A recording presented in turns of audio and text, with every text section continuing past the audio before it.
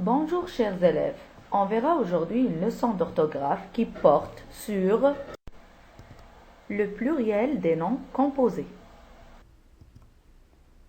Dans la fin de cette leçon, vous serez capable d'identifier un nom composé et par la suite de l'écrire correctement au pluriel. On commence alors. Remarquez bien ces deux mots, une mère, une grand-mère.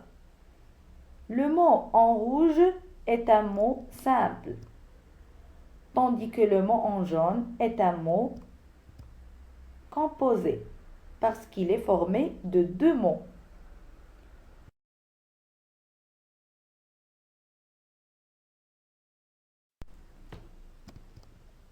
On dit alors qu'un nom composé est formé de deux ou plusieurs mots, et que ces derniers, ils sont reliés entre eux par un trait d'union, une préposition, ou bien ils sont associés directement.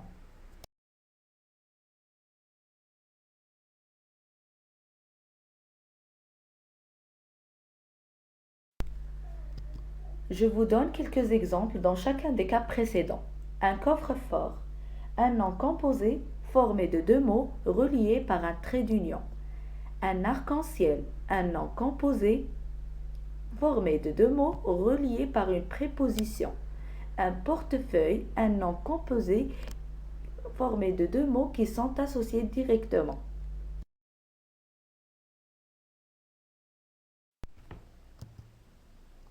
Passons maintenant à la deuxième partie de la leçon. Comment mettre ces noms au pluriel?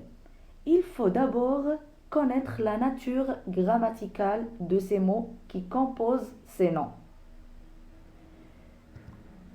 Elle peut être un nom, un verbe, un adjectif et un adverbe.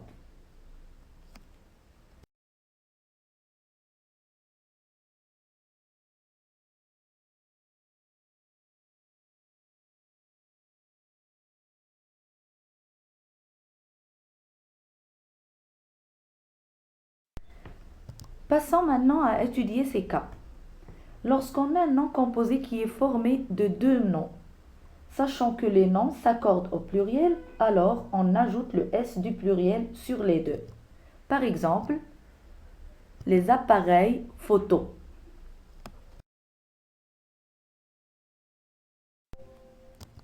L'adjectif aussi prend la marque du pluriel. Par exemple, des beaux frères.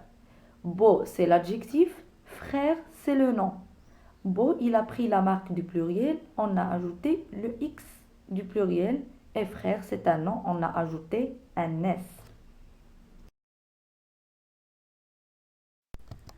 En ce qui concerne les verbes et les adverbes, il reste toujours invariable.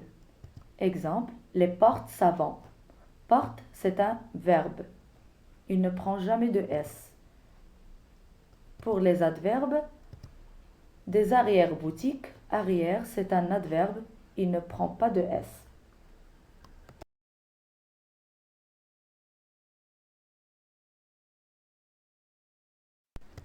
Le dernier cas, c'est lorsqu'un nom composé est formé de deux noms qui sont unis entre eux par une préposition. Le premier seulement s'accorde. Exemple, des arcs-en-ciel.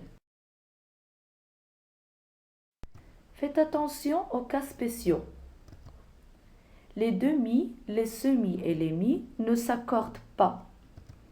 Exemple, des demi-heures, des mi-temps. Remarquez, demi n'a pas pris la marque du pluriel et aussi des mi. Conclusion. Pour bien accorder un nom composé en pluriel, premièrement, vous devez identifier la nature grammaticale de ces noms. Deuxième caractéristique, les noms et les adjectifs s'accordent. Par contre, les verbes et les adverbes restent invariables. Finalement, Seul le premier nom s'accorde lorsqu'un nom composé est uni par une préposition.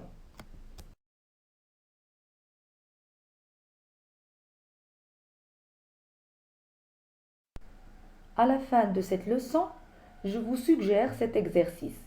Mettez les mots composés entre parenthèses au pluriel. Sa voix était renforcée par plusieurs haut-parleurs. Des cerfs-volants bourdonnaient au crépuscule. Voici ma collection d'emporte-pièces.